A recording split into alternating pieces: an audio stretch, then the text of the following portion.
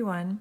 I was just teaching a beginner workshop and I figured out that there are some beginners who are struggling with their slant lines, and I realized that there's kind of an easy way to practice and figure out how to improve your slant line and make it more consistent, and that is by practicing the basic strokes together and not separately. So I'll show you what I mean. If you know calligraphy, there are 8 basic strokes, so I'll just zoom in and show you them. So we have let me start here. We have an upstroke. When you're using your brush pen, you practice an up and down stroke. That's not really a basic stroke, it's kind of a warm-up. But you have an underturn and an overturn and a compound curve and a reverse compound curve. And then we have an ascender loop and a descender loop, and then 2 ovals, this oval and this oval. Okay, so what I was noticing is that when people are practicing, they're just basically, usually we isolate one stroke, right? So for example, what I was seeing is that beginners were practicing their upstrokes like this. And this is an excellent, excellent idea, is to practice your upstrokes every single day, even with a pencil. But then what I noticed is if they were practicing the upstrokes and then let's say they were also practicing an underturn, this is what their practice sheet would look like. Oops, there we go.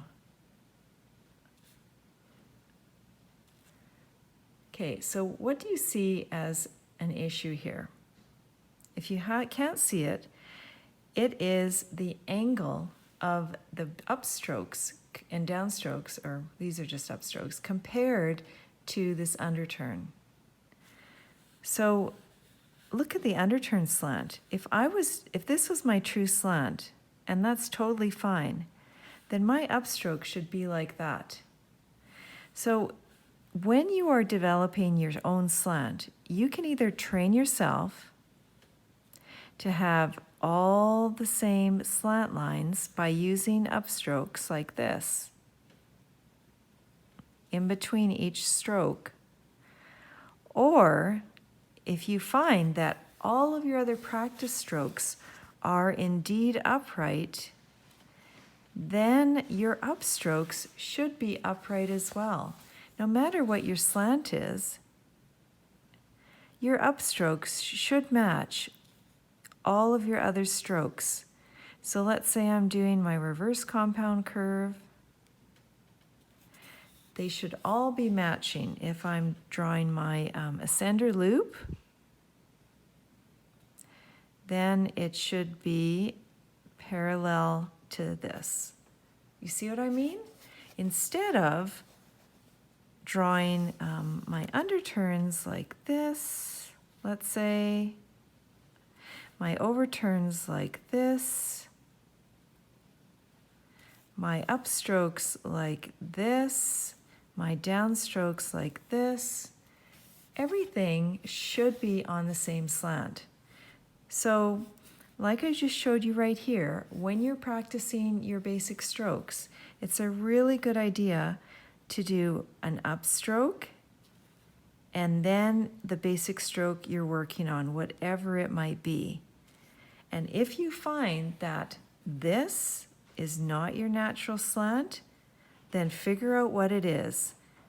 And by doing that, what I mean is take your practice paper without tracing and just start doing some underturns and overturns.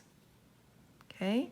Because my slant might not be the same as your slant. And if you're using my workbook, oopsies, it'll help you write better with the tracing and learn quickly. But you have to realize this is my slant, my angle of my natural angle of my brush lettering. It might not be yours. So draw a bunch of overturns and underturns and compound curves And then look at the slant and figure out what it is for your upstroke. And then incorporate that upstroke into your practice beside your basic strokes when you're practicing, warming up. So you do 1 or 2 or however many you like, but that will keep, no matter your slant, that will keep you more consistent. If this is your angle of your lettering, then your upstroke should reflect it. All right? So no matter what your angle is, you can train yourself to have a specific angle. You can go with your natural angle. It is best to be consistent no matter what. So work on your basic strokes and exercises with calligraphy using this upstroke technique in between each one. Thanks for watching.